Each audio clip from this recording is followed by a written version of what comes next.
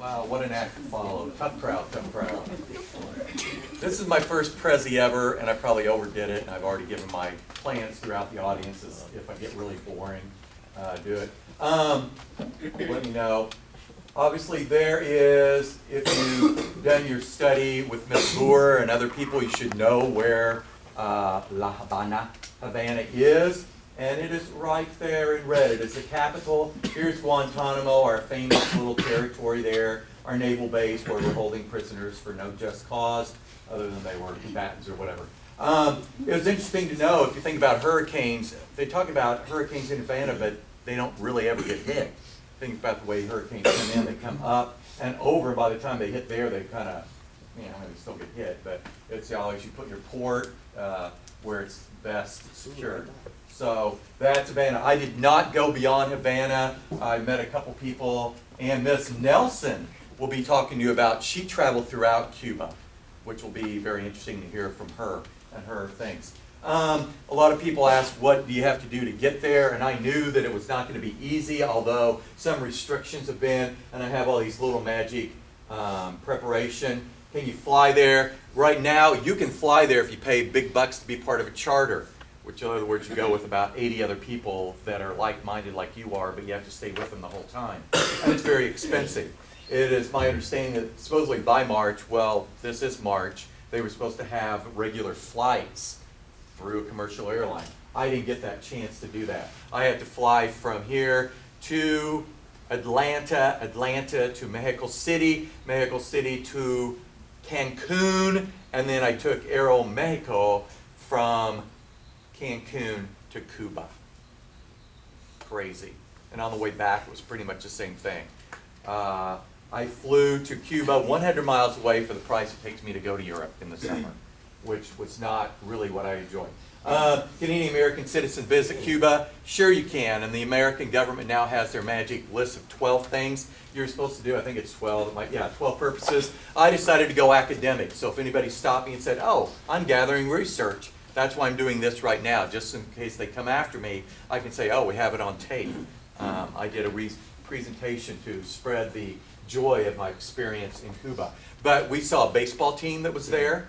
I asked them if they'd already been to a baseball game. These were American guys. And they had, and unfortunately it was a holiday weekend, so there was no more baseball. We missed baseball by one day, and we were like, oh. When I say we, my friend Jill, who I travel with a lot, was there with me. It was her idea to go here first time. Who will care what I do in Cuba? Well, if they ask you what you did, you're in trouble. Notice in this presentation, you'll not see any beach shots. I spent one day at the beach, but you're not supposed to do that. And, water is water. Although it was interesting, some of my thoughts on it. Where should I stay? Should I use credit cards? Can I call home? I have a headache from doing this Prezi. This was just like an hour into it. 45 minutes. No, you can stay. They have hotels there that have been there forever. Remember, Americans are about the only country who can't go to Cuba. French, Russian, English, Irish, Australian, anybody but us. We're restricted from going to Cuba. Ridiculous. Ridiculous. It's easier to get to China than it is to get to Cuba. But I stayed in what's called a Casa Particolare, which is a bed and breakfast. Airbnb helped me out. Can you use credit cards? No, you cannot. Remember, the blockade went in place in the early 60s. Credit cards, they have them for their cash machines, but everybody else uses cash. What can American citizens bring back? You're allowed $100 equivalent in rum and Cuban cigars. So I bought my cigars, black market, and my rum at the grocery store. This is what I needed. After all this searching and searching, I needed really two things. I needed my tourist visa. Wow, go back, go back, go back. Ah! Okay, I hit the wrong thing. There's my tourist visa. It cost me $45 to get this, and I went through a British company. Got it within about a week. It had two parts because they can't stamp your passport. When I came in, they took one half and they gave me the other half. It's like, do not lose this. because that let me leave the country. If I had not had that, I would have to pay to get it again. And then the other thing that you were supposed to have was insurance, because it's socialist there, and you can get free medical care if you're a Cuban. Everyone else you need to pay, and they didn't ask for it. They said if you don't have it, you're going to have to buy it at the airport. My friend Jill just didn't get it, so the whole time we were like going through, okay, they didn't ask for it. But had something happened, they would have asked for it. And if you'd not had it, woo! I don't know where they would have taken you. Probably to the fruit stand or something. Okay. All right, so let's get into it. La Habana, it's a very large city. I came in from the airport and I saw a lot of the, I don't want to say slums, but where the working class lives. But I primarily did these three areas, the Vedado, Centro, and Vieja, which is Old Havana. This is a tourist map, that's why it says Old Havana, because the people can't say Vieja. But Vedado was my area, and we'll get to that in a minute, but you can kind of see there's the Malecon, which is the roadway on their storm, their breakwater, that runs pretty much all the way around.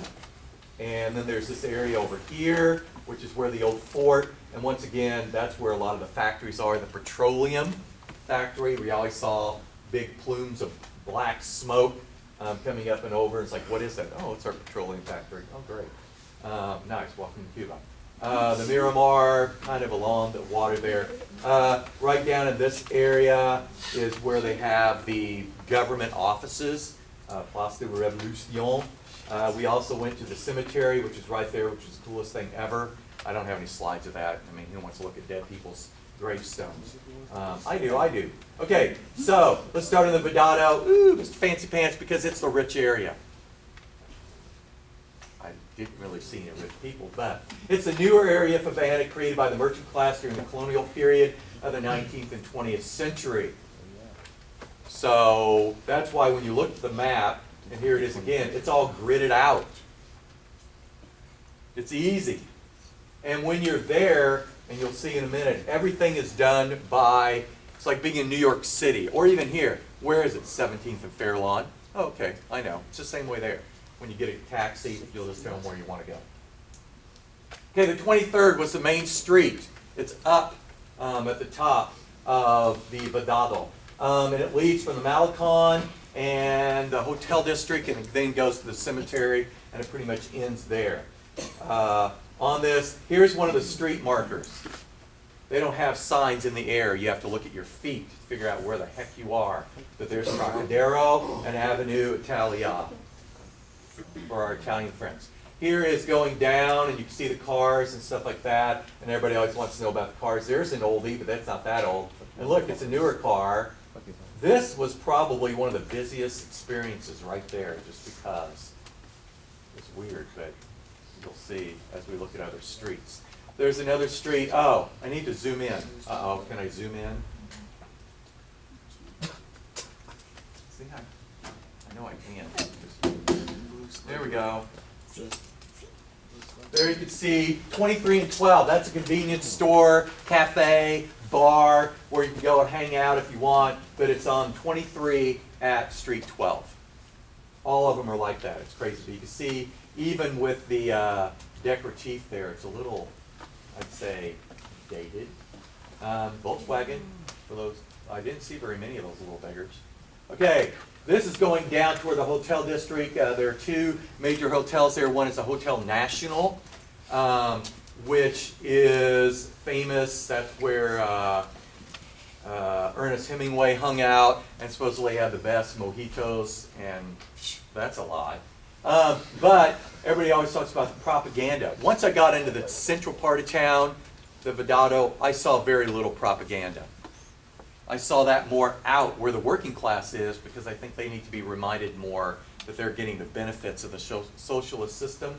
My friends all had access to black market, the coup money. So, hey, what happened here? It didn't load. Look, that's a gas station.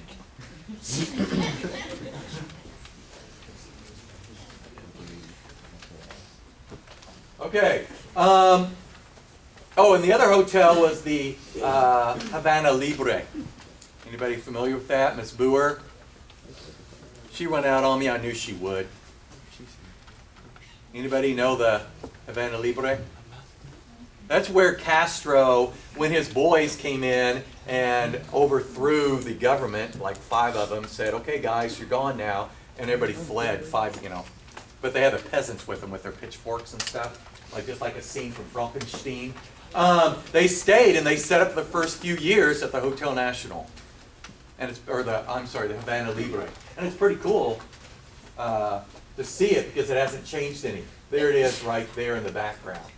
But there's an apartment building right there on top of an important historical building, huh? What's that? That's their, I talked about the color of Havana and how much I loved it. It's clothing drying, but also they just painted their balcony fronts however they wanted to make their life more exciting. This was, I've always got to zoom in on all these. This was one house in the oldest part, clear down, almost on top of the Malecon and the water. This would have been an individual house at one time. You can see there are people living in it. You can see down here, there's the things shuttered up. But just a beautiful, beautiful home. We understand at the point of the revolution, Castro said, you will either be communist or you will not. You will leave. And those people that had money went to Florida and established, in Miami, the little Havana, little Cuba. So everyone else that was left was a working class, and because of the communist thing, everybody's guaranteed a place to live. We saw no homeless people, period. We saw people that were in abject poverty, but no one sleeping on the street, because everyone is guaranteed a place to sleep. It may not be the best, but at least you're not out on the street, because they didn't want that. That would be bad, bad. Okay. This is another, what I call the ruin. This is in my neighborhood, just down the street. This was for one family. One. But this, not now. Who knows how many families were in there. But originally, it was for one family. And this whole neighborhood, the Vedado, was full of this block after block after block of these ruins. And now the government and the people decided, these are kind of a treasure. We need to restore these. So I was always pleased when walking, when you saw the trees that were cut down, because that means they were dead and they were getting rid of them. But also right here in the gutter, you always saw that slurry from the concrete and cement and plaster and stucco. When you saw that and it was fresh, that means there was restoration going on. And that was always a positive sign to me. So they're taking these places down, restoring them, and that requires capital, money. Well, supposedly nobody has money in Cuba. Well, one of the things that you can do with our government, and the other governments are starting to catch on to it too, is you can come in as commerce. You can come in as a businessman and say, hey, I'd like to invest in some property, and they'll hook you up. And I'll talk about that when we get to my friends and yours. But historically, what would happen is they would build these, and there's a couple others, a little bit better example. These were for the merchants, and I've talked to my statecraft class about this, how the store, whatever they were doing was on the lower level, and they lived above. So that's why it looked so big. And then their servants were in the back. Wow, I'd like to have a house like that here. What was amazing, and you can all understand this, the best preserved buildings, the Jesus places, the churches, Catholics, well, they're communists. They're not supposed to believe in a religion. It's not a state-sponsored religion, but the churches were the most beautiful places in the area for the people. Look how nice that is. All the other buildings, shabby, not the churches. This is inside one of the homes that was used now by the government, so you can kind of get an idea inside of there how opulent these things are. It's far beyond my means. And you can see it's not really too good in the real picture, but here's a little band of hoochie mamas that are going to be performing. See, they're on their little short skirts, their violins and their guitars and stuff. They're going to be putting on a show there. But then past that door in the back, huge garden area, it's all fixed up. But, you know, nice floors.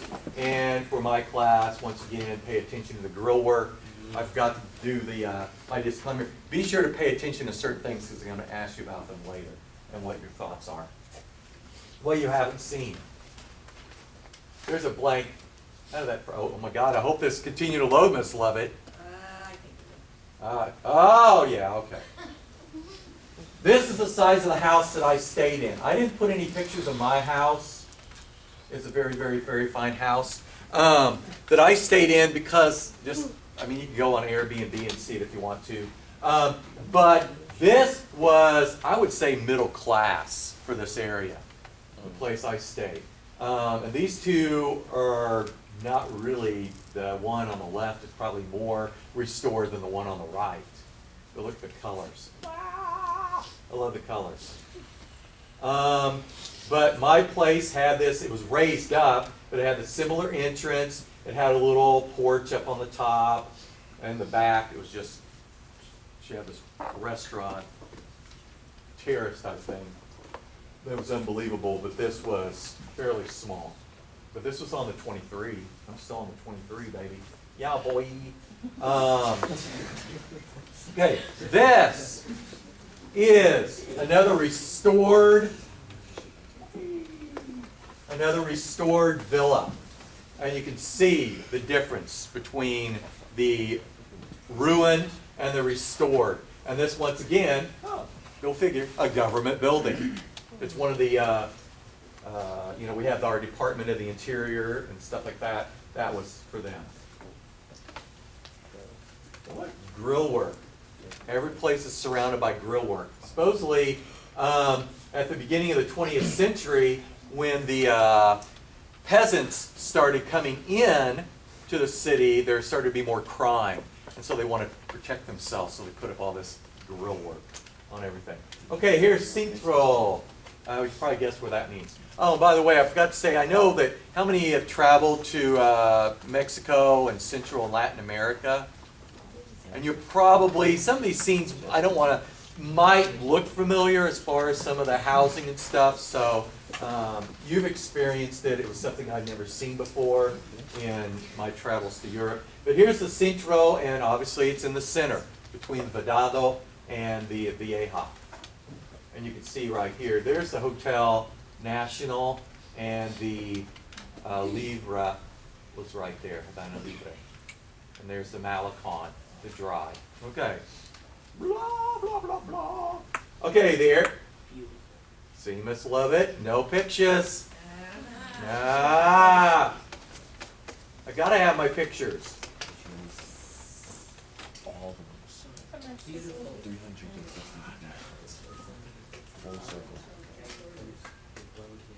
I got these. Well, this is cool. But you've got to see the Centro. I may have to reload it and see if I can get it going. The Prado is, it has a name, a street name, but it's the main area. And when I saw this, wow. Okay, here we go.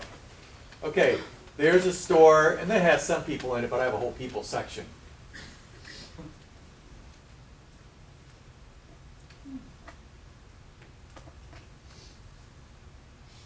Topeka. I found a Topeka store. They had no keychains.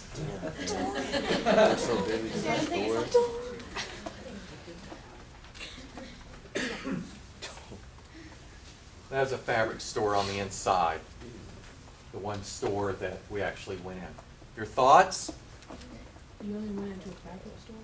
Yeah. Because my friend wanted to look for some fabric. Because none of the other stores, you realize these stores were for the people, not for the tourists. We weren't really necessarily welcome in these stores. We had no business being in there. I couldn't believe that this was a store. And it was so old. Oh, sorry. So old and so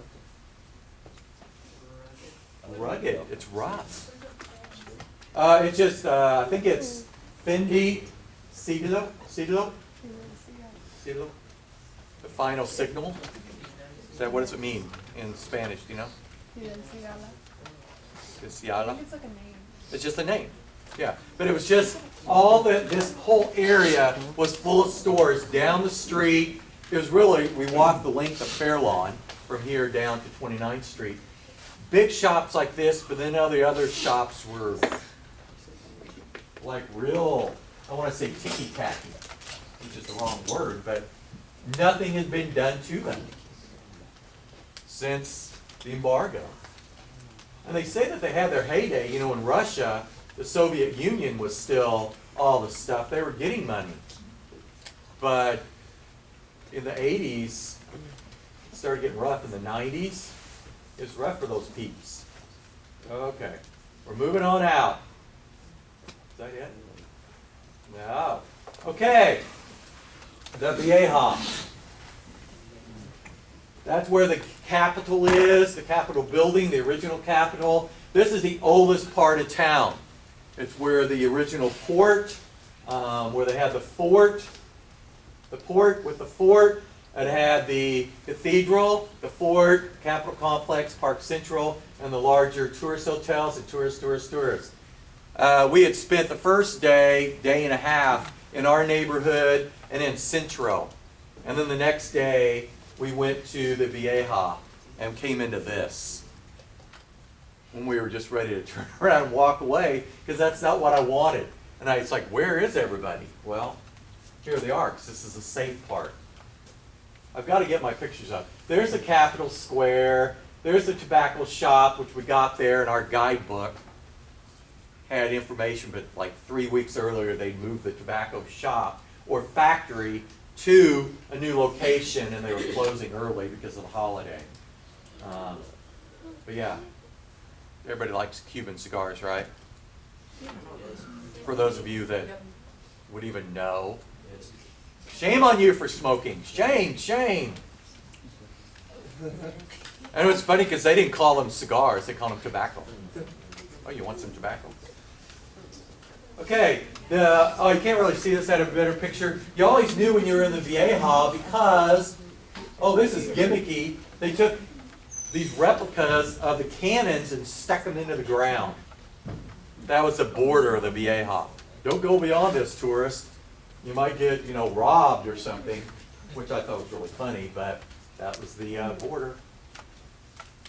Oh. Here's the museum we went to. I told my design classes I needed to see their art, and this is a museum with only art of Cuba, from colonial times to the present. Here's my favorite piece. How does Cuba survive? This was called Anything to Declare. That was the title of the piece, Anything to Declare. Because I'm sure you recognize this dapper figure here. No, come on, look closer. It's Pinocchio.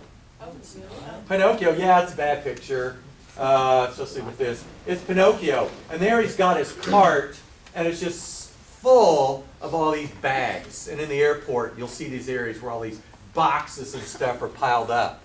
What's in those boxes? Everything they're not supposed to be bringing in. And if you've traveled abroad, every time you go through customs, you have the green and the red line. The red line means I've got something to declare here, extra money, whatever. But then you have the green line, you just keep walking. So it's like, da, da, da, da, da. Kind of like me trying to make sure that when I got to Atlanta, I could get through because, and when they asked me on my thing if I had a nice vacation in Cancun, yes. The one night I spent.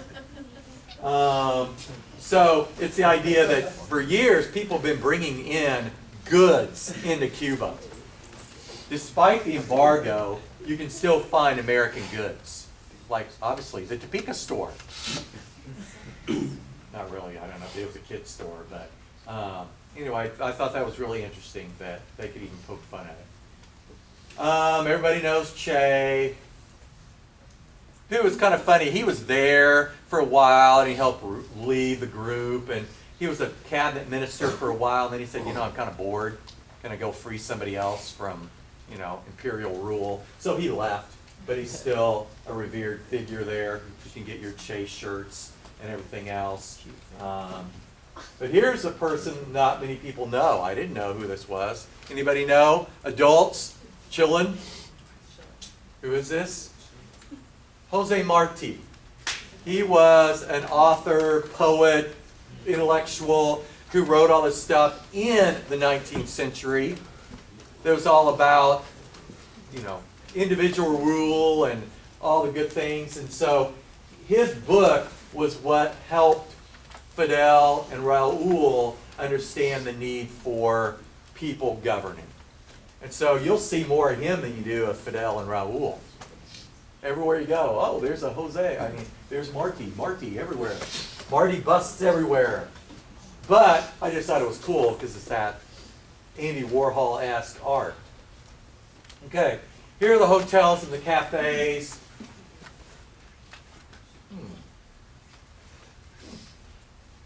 Okay. This we stopped at in the evening. This was in the main square, the cathedral square. This was a microbrewery. Yeah. Pretty good. This is the Floridita, where supposedly the mojita was born. No, I'm sorry. This was Hemingway's, where the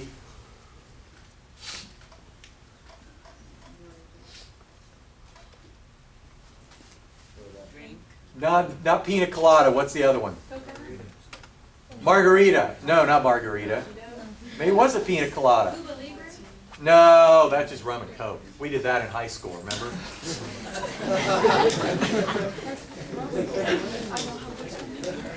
Now I can't remember which one it was. Dang it. Anyway, that's a Floridita. We're going to go in.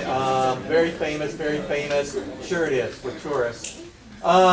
This was the bodega. This is where the mojito. What? Daiquiri.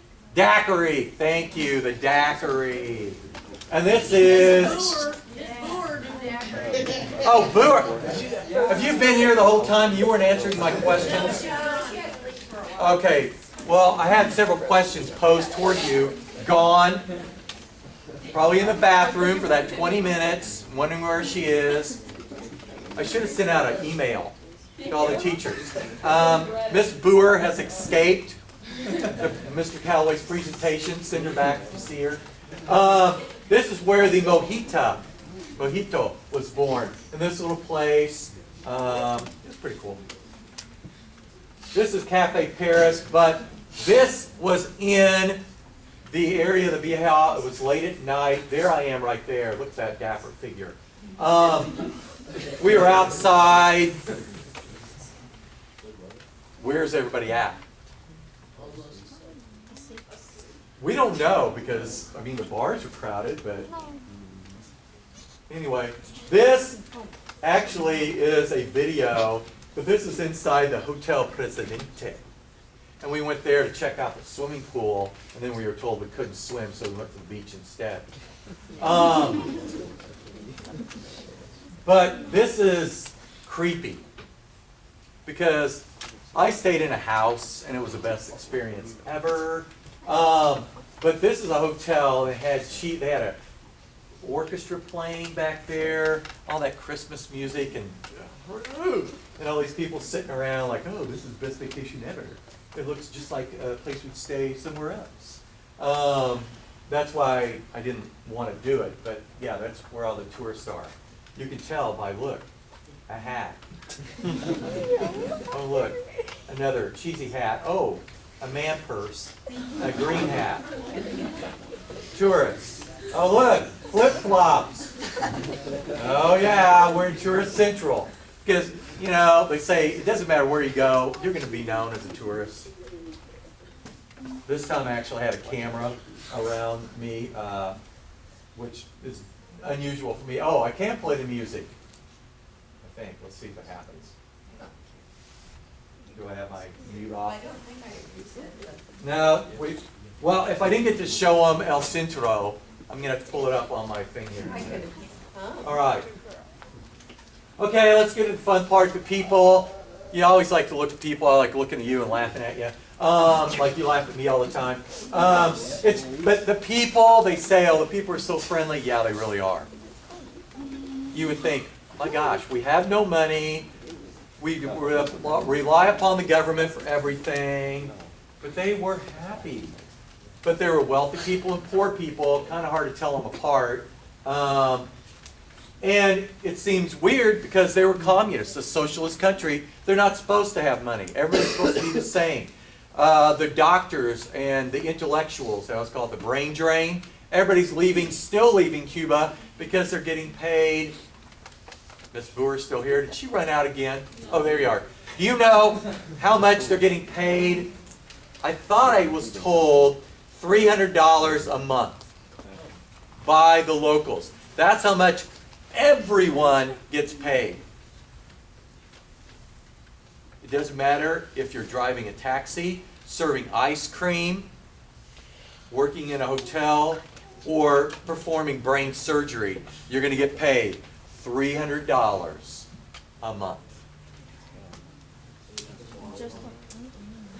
Yeah. Yeah. So imagine a doctor getting paid the same. That's the beauty of socialism. Vote for Bernie Sanders. Oh no, that's a different type of socialism. Oh, sorry. Okay, here's the my hostess and her family. This is Marie. She didn't have a big flower in her hair. She was standing by a plant. On her second floor, the second floor was all for entertaining. You went up to that level on the front. What's the porch that I talked about?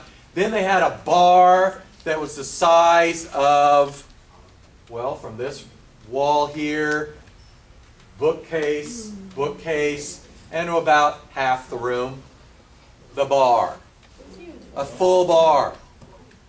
Then you walk through and there was a kitchen, and then she had the terrace, which was the size of, not lying, the size of this room.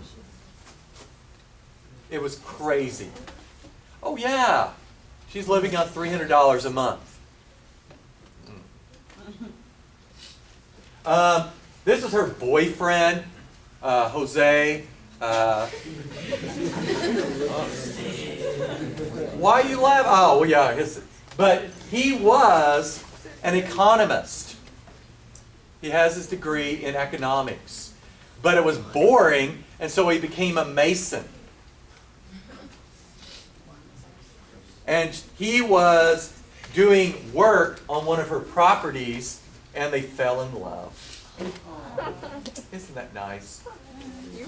He was very quiet. Of course, I didn't speak any Spanish, and my friend Jill speaks French, which is kind of like Spanish, and she would just make up gibberish. But they communicated really well together, but I did not. Okay, let's go to the next one. Okay, here are the weird people. Here's the weird family. You know, like, come back here. Okay, right here, this is Frank. Frank is East German. Are you familiar with East Germany? Why? East Germany was communist before the fall of the Soviet Union. Okay, East Germany. That's your tie to Cuba, because the Soviet Union helped Cuba for the number of years. Marie went to East Germany to work. And she met Frank. Frank is my age. Marie is maybe 30. Okay, well, this was Frank's girlfriend the first night I met him. No. Yeah. This is Fritz. I don't know what his name was. He was East German, and he had some weird name like blah, blah, blah. Okay. But this was Frank's girlfriend the second night. They look the same, don't they? Yes. Maybe they are the same. No. I'm sorry. This was Frank's girlfriend the first night. This was Fritz's girlfriend the second night. The same person. Frank had someone else. I know I should talk about this, but Everybody's poor. How did she afford this really nice dress? So ladies, you know, we have it happen here too, but these girls, Frank's girlfriend the second night was a blast. She was really smart and could carry on a conversation. She looked good, but she couldn't carry on a conversation. Yeah. Frank is my age. Frank is my age. So, to make a long, yes? Are you telling me I shouldn't be discussing this? No, the girl that was your hostess, Oscar Marie. Uh-huh. Who is this Frank guy? Okay, Frank and Osmarie were married. Oh, Yeah, they married while she was in East Germany. Frank is a former banker in East Germany. A banker in East Germany. He has properties in several different countries. He wanted to invest in Cuba, and he can't. Only, at this point, only the Cuban citizens can own property. He and Osmarie divorced, but she came back and she is being bankrolled by Frank with these properties. He's loaning her the money to buy them. She fixes them up. She has 4 properties now. 4 properties. All Airbnb, all places you can stay. We were in the largest of the ones. So you can kind of see how everybody's poor. We all earn $300 a month, but there are ways to do things.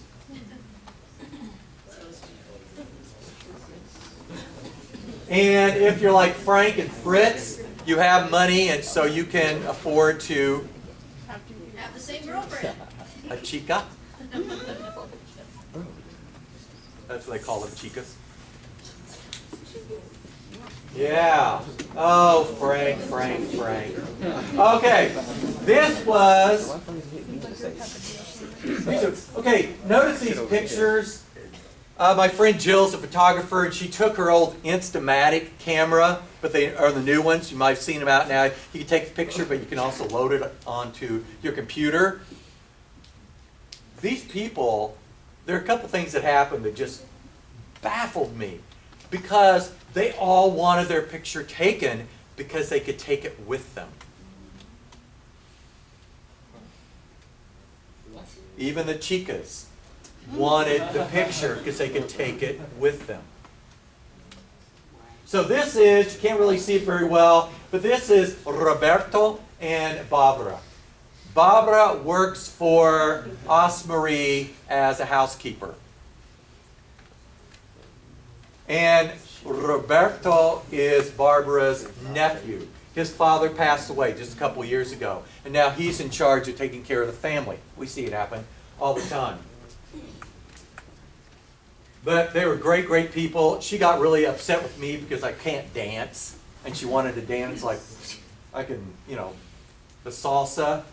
Yeah, right. I can eat it, but I can't dance. So anyway, these pictures were all taken just to give you an idea. Jill's birthday was on the 28th. That was the day we got there. And Osmarie was like, oh, we prepared a party for you. What? She had a birthday party for Jill, complete with a big dinner, a cake, and that's where we met Frank and Fritz and Chica 1 and Chica 2 and Barbra and Roberto. The next night was Frank's birthday. Well, it's another party. So we had 2 really good dinners there. And then we were there for New Year's Eve. So, yeah. And, you know, I'm not one to party very much. You know, people tell you, don't invite Callaway because he doesn't like to party. This was Ore. This is Osmarie's brother. And he worked for her at that property as the maintenance dude. He, you know, he cleaned and watered and everything else. Doesn't he look like Gandhi? Yeah. And you know, Gandhi is universal. Everybody knows Gandhi. You can just say Gandhi because Gandhi is Gandhi. You don't say Gandhi in a different language differently. It's still Gandhi. So we'd say Gandhi and everybody would like, ah! And of course, but he was married and had a little mini Ori. He was at the party. He was like 12. I didn't know who this kid was when I came up for New Year's Eve. And here's a kid running around with a beer in his hand. It's like, but you know, different culture. The kid was fun. He was a lot of fun. All right. So now here's the fun people. Okay, here's Tito. When we went to the Centro is a slum. It's that area between the two nice areas. And they're always like, oh, the guidebook, be careful going in, blah, blah, blah. Well, he was the tour guide. As soon as we walked into the Centro off of the Malecon, he was like there. It's like, oh, so you like to take pictures? It's like, yeah. And we were starting to walk, and he kept following us. Really good English. And he said, let me be your guide for the day. Okay. So but it was great because he ended up taking us all around. And toward the end of the day, we said, how much do we owe you for the tour? And he said, 2 kooks. That's like $2. I gave him 10 because, you know, to me, when I'm on vacation, money is no object. And you don't want to insult them, but 2, he was with us for like 3 hours, showing us all through the Centro. And what was nice is he knew all these people. As we walked down the street, and there are people you knew you couldn't trust, he was right there. But he told us everything we need to know. God, he was funny. And I have his email. I need to send him an email and send him pictures and stuff. But yeah, he was the one. There were 2 people that asked me about my shoes. And it's kind of embarrassing because I paid. That's the one thing I do pay for, is shoes. You know, you can't really tell them you paid like $150 for your shoes. That's like, to them, half a month's wages. Yeah. Well, for me, it's about half a month's wages too.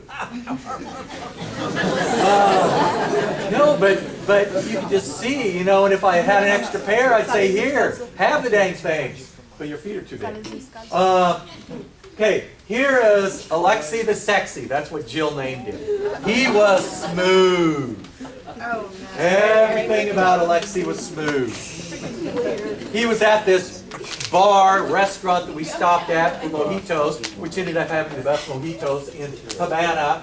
And he was selling the hat, is over there in the display case. He was selling these hats. And he'd put them on you and get the right size and everything. And it said, he spoke, once again, really good English. And I said, Alexi, your mom makes these hats, doesn't she? And he said, yes. And I said, so you have to make sure you sell all these hats before you go home, or she's going to kick your butt. And he said, yeah. So, but he was very, very nice. And of course, you know, I tell people I'm an introvert, and I sit down, and it was Jill and I sat down at this place, and before long, this tour group came by, and I was like, don't let the tour group come in here, please. No, no, no, no. But they did. So our service dropped a little bit because they have to wait on all the dang tourists.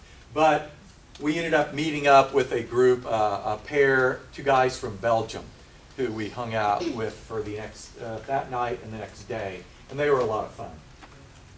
But the place is full. I bought a piece of art. Now every time I go someplace, I buy a small piece of art instead of a keychain to remember my experience, or a t-shirt. And this woman was an artist. She had taught at a university for a number of years. And now she was just making art.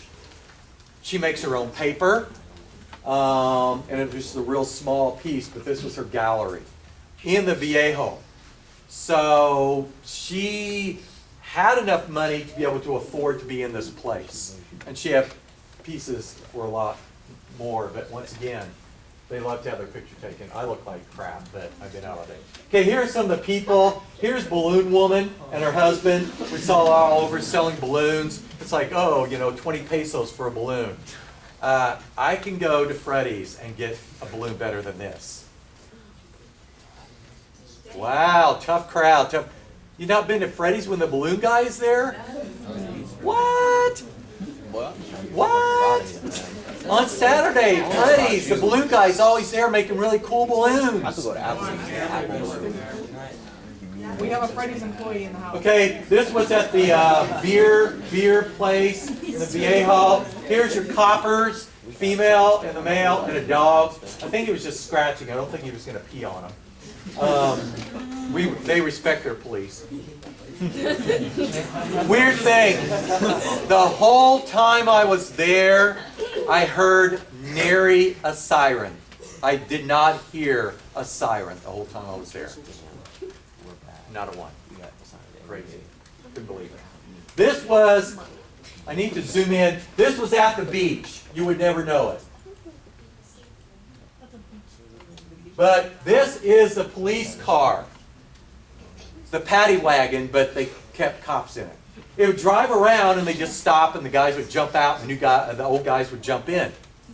So they had a central location and they would drive them to where they needed to be. I thought that was pretty cool. Pretty economic. But this blue structure here was the Tropicana Motel. The beach area was once the casino area. Why do we have Las Vegas? Because Castro ran all the casinos out of business. And those guys had to have some place to go, the mobsters, for their money. So they went to Las Vegas. It was just starting up. And they said, hey, we know a good thing. So when you go to the beach, there'll be all these big, massive hotels. One or two of them still look nice, and the rest of them have people living in them. But the beaches are still there. All the cabanas, the little chairs and umbrellas still have the name of the hotel on them, but the hotels are no longer there. So my hope is when we open up, or lift the embargo, and we can go over there, that all the casinos and all the tourists will stay out here at the beach. Cancun, I know one person here has been to Cancun. I know, I don't want to embarrass him. But it's like going to the Bahamas, the Virgin Islands, Cancun. That's what it'll be like. All the tourists will be out at the beach where they want to be, and Havana can be left the beauty that it is. People can buy property there and restore it, but you won't have this awful, awful ruination. Some guys are fishing down on the water on the Malecon. What's that kind of look like, you guys? The way they're dressed. This is supposed to be, you're supposed to look at this guy right here. You saw 3 different types of people walking. One, you had this, which held fuel for your car. You had, but anyway, I took a picture of that because it held fuel for his car. You have, here is Hotdog Woman. She's selling her hot dogs. They were cheap. They were like 50 pesos, which is like 50 cents. Yeah, 50 cents. Pretty cheap. This was Ice Cream Girl. Not that one right there. That's a woman walking. There's Ice Cream Girl right there. Pretty cheap. Oh, here's more people. Here's a mason. If you're a mason, you like doing stucco work, we have a job for you. That's what I'm saying. They should go over there. You know, people can make a good living, but you can see what I mean by the slurry. Here is the Santeria. Anybody know the Santeria? The religion? Santeria. It's their religion of choice there. It's really weird. It's this weird mix of voodoo and Catholicism. Kind of like voodoo. But you go through a period of cleansing for a year. You wear white for the whole year. And this is one. I didn't see too many in our area because they're mostly out in the working class. But we did see a dead chicken about every 4 blocks. Because you sacrifice, you know, ritual on your altar, your chicken, and then just go throw it on the street. The animals can eat it. But anyway, she was all dressed in white. The guys do this too. And, you know, the guys all dressed in white is something because they do the white glasses, white watch band, white shoes, white laces. I mean, it's just white jewelry. It's all white. It is awesome because it's that idea. You've got to be serious about this if you're going to do it. And the other thing about the people, everybody smelled good. You don't got no stinky people. in Havana. They pride themselves on smelling good. That's what they enjoy doing. Okay, there's some worker guys in the back of the truck. Here's a guy sanding his car in the Central. He's restoring his car. There's a mojito guy, and I'm supposed to have a mojito girl. And here's just a group of people in that one shopping district I showed you before. Some tourists, some just Cubans that are out. Look at all the guys over here, always in shorts, tanks, t-shirts. You know, it's not... When they dress up, they're always clean. Their clothes are clean, they smell good. I was probably stanking, but they are clean people. All right. Do they know what snow is? You know, good question. I didn't get a chance to ask them. Most of the people I met had never left the island. They did have TV. They did have TV through cable and through the dish and stuff, but it was heavily censored. They had Univision and what's the other Spanish language? Telemundo. But it was filtered. You didn't get very much. It was just like a couple shows, but no news. No, not going to happen. Okay, just when you thought it was safe, because Miss Ralston told me I had to keep talking. What? Hey, hear my class. Oh no, no. But hey, I haven't even gotten to the good part. Oh, I didn't go full screen. Hey.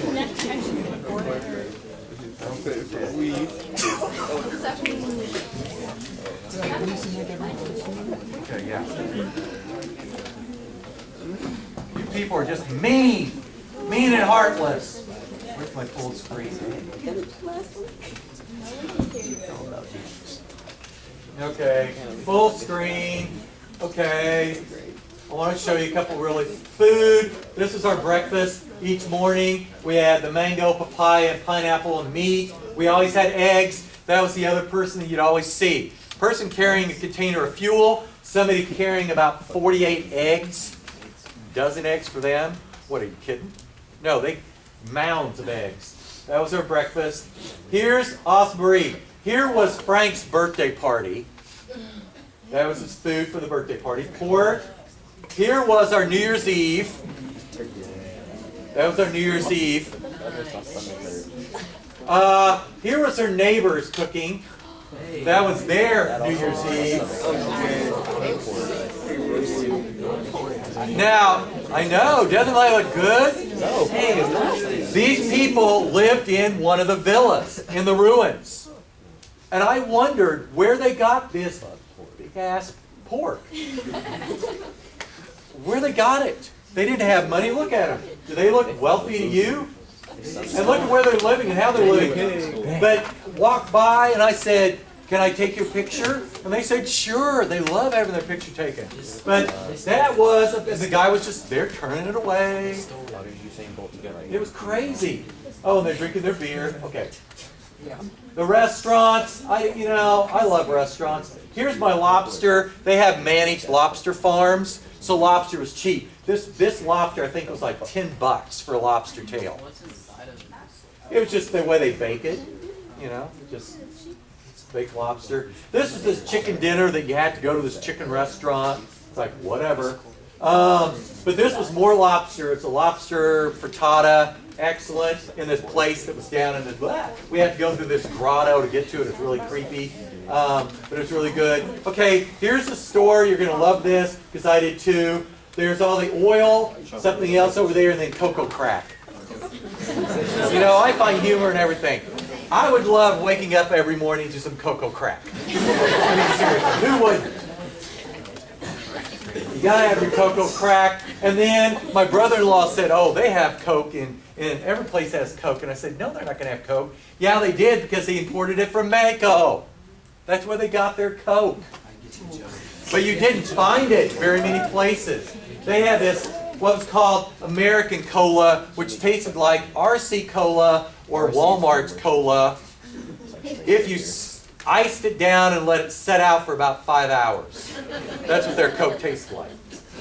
This was their market. This is where the people that were paid $300 a month would go to shop. All your fresh produce and all that kind of stuff. We went in there, and it was pretty cool. We actually had some pesos. This was the kook. They had the coop and the kook. The koop was a peso, and the kook was the universal currency that you had to have as a tourist to buy anything. But now they're combining the currencies, so they're pretty much equal. So if I pay in kook, I could pay for it in peso. But when you took a cab, you could pay for it in either.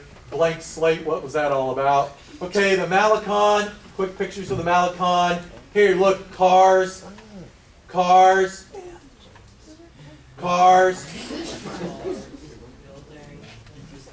You know, you've seen all the really cool buildings. This is our embassy. It's at the end of the 23rd on the Malecon. One of the ugliest structures they had there. Why? Because it was built in the late 50s when America and Cuba, America was propping up Batista and his little regime, his little colonial puppet of the Americans, and we could build this massive steel and glass structure. Ugly, ugly, ugly. That was all right, but this was even cooler. That was right across the street. And they built this with another long piece of art because the United States used to throw out propaganda pamphlets. Well, they put up these flags so that the propaganda pamphlets got caught in the flags and fell to the ground and they didn't get out anywhere. Pretty clever. And you know, the American embassy is where I felt the less safe at any time and the least welcome.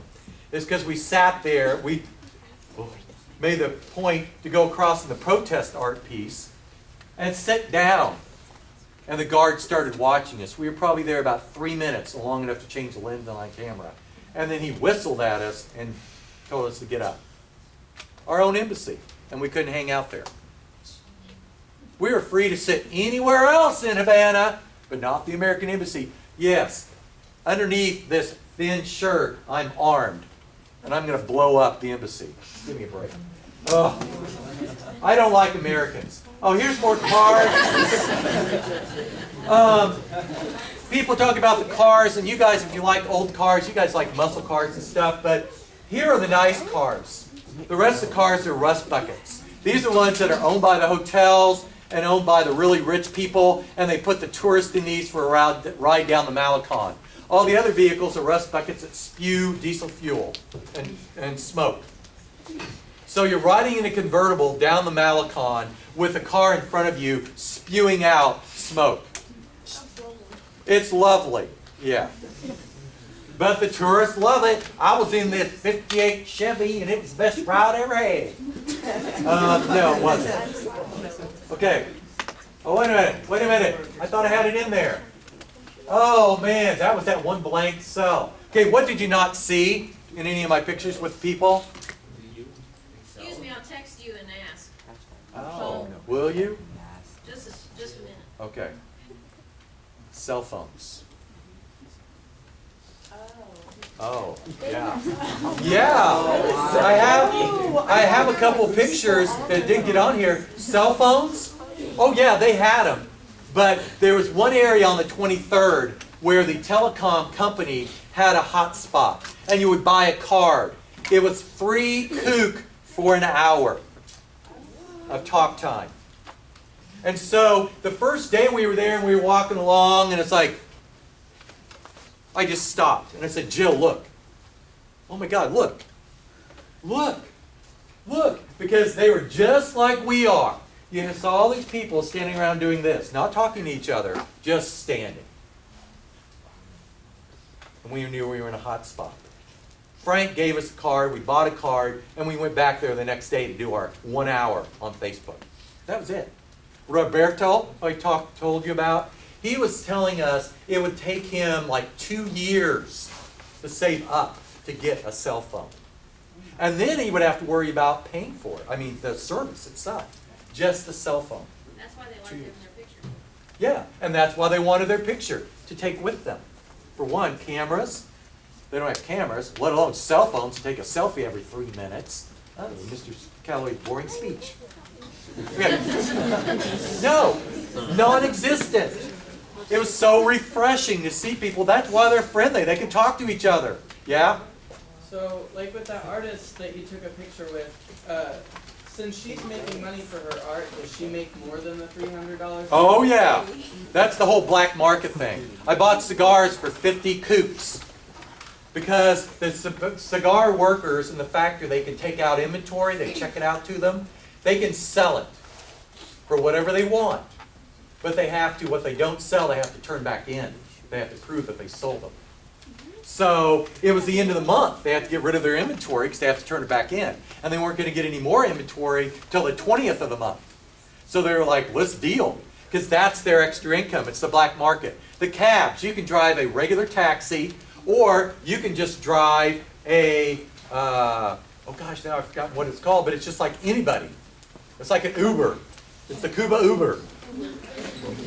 These rust bucket vehicles, they put a taxi sign in, and the people, if you want a cheap one, you keep your hand down. If you want a good taxi, your hand's up. They stop, you tell them where you want to go, and they'll say, oh, I'm only going to go to. Okay, how much? 50 peso. Or for a tourist, if you paid more than 5 coops to go anywhere, you're getting ripped off. But imagine, 5 coops for a 10-minute ride. That's a lot, and they do this all day long. But they have to pay for gas for their vehicle. But that's extra income. So there's that whole, extra economy going on with the people. That was, at least they're trying to make money. Let's see, any questions? The time we have. I'm so mad because I have to reload this and see if it loads because I have to show you the intro. Yes. They don't have Wi-Fi?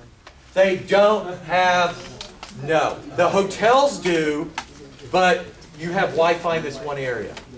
That's it. That was what was so crazy.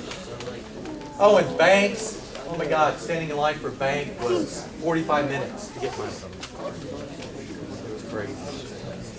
Music. I saw a lot. I saw a couple of music stands. It's like going down a street, and there's somebody's front porch, and they had all the single hit CDs that you could buy or downloads. They had music players, and those people that had cell phones could download on to their player, but music. And I saw a lot of Cuban videos. One video was actually shot in the place I stayed, which is really cool. It's like, yeah. But, yeah. It's there. But I never saw where people really shop for clothes except that weird strip that's all them and not us. That people were dressed well. I don't know where the Chicas got their clothing. I think Frank brought it to them. Because the girl had 2 boys. So, nobody has any questions? I can't believe I fulfill. Yeah, Miss Lovett. Okay, money-wise, how much money did you spend while? Oh, I think I had 800 euro, and I spent it all. But we had to pay for an extra night of lodging and things. Is that right? That seems, but that's for the whole trip. Usually our meals were for 2 people, bottle of wine, 50 coupe. That's about 50 euro. It's one to one. They wouldn't take American dollars. If they did, they charged you a 25% service charge. 25%. The banks there would not exchange your American dollars. They would, at a 25% charge. So before I left, I converted my dollars into euro, which I lost a little bit, but then I had euro when I got there. So that's one of those things I found out, which is crazy, but no. Huh? I did. There's some pesos in the display case over there, and I have a 1 or 2 coupes. And we're using the hat you purchased. And the hat. And I brought back paper, but it's so weird. The other thing too, we're all used to using our phones to get everywhere and get recommendations and find, everyone there had a guidebook. We laughed amongst the young tourists. because we all had our Go-Ahead or Lonely Planet guide to the island. Nobody has those anymore. Nobody carries them because you can get on your phone and you look up where you want to go for dinner. Not Lonely Planet. That's so 90s. Tomorrow? Anyway, I encourage you. It's going to be available to you. My impression, I was depressed for about 2 weeks when I came back. I couldn't describe it. It's just the way that those people lived in that sheltered reality that we don't have here anymore. They were all apprehensive. They didn't know what to expect. What's going to happen when Raul and Fidel are gone? They didn't know. But when you talk to old people that have lived through it, these young people, they've known nothing but the embargo and this poverty. What happens? What happens to them? And it really upset me. It's like I want to, you want to do something for them, but what can you? And the other weird thing that happened too, on New Year's Eve, I had a thing of nuts, a bag of nuts. Everybody knows I eat my trail mix stuff. So I had just a bag of nuts. And when I was in the store, I saw a can of nuts about this size. It was $3. So I had this big bag that I bought at Big Lots for $3. Brought it out on New Year's Eve, put it in a bowl, and offered it to people. If you're offered a bag of or a bowl of nuts, what are you gonna do? How many are you gonna take? Yeah, a whole handful. These people, they would take like 3 nuts, and that was it. I go to the next person, they look, one, surprised, and then take 2 or 3 nuts. It's the idea they've lived with sharing their whole life and getting by with what little they had. Everyone, it's all for the people that they would share to make sure everybody got some nuts. And then when everybody had nuts, I went back around. 2 or 3. And I finally just said, bunked, I plopped it down on the table. At the end of the party, there were still nuts left because they would not eat them all. And that taught me a lot too about how we take so many things for granted. The idea of cell phones, for granted. Pictures, for granted. Food, for that matter. I don't know. We did see, Tito showed us one of the places where people go to get, if they're on assistance, and they had the ration book where they would mark down they got their loaf of bread for that day. They had their 2 pounds of meat for the week. That was crazy. I mean, we know that we have food assistance here, but these stores were... Scared? Yeah, they just were weird. A ration book. Yeah. Okay. Oh, I had a picture. The hospitals, one hospital was creepy, the other was nice. It wasn't like we have, but it was not the best. But see, their medical care is taken care of. It's universal care. It's free. If you want specialized, you can pay to get a better doctor, but it's free. Vote Sanders.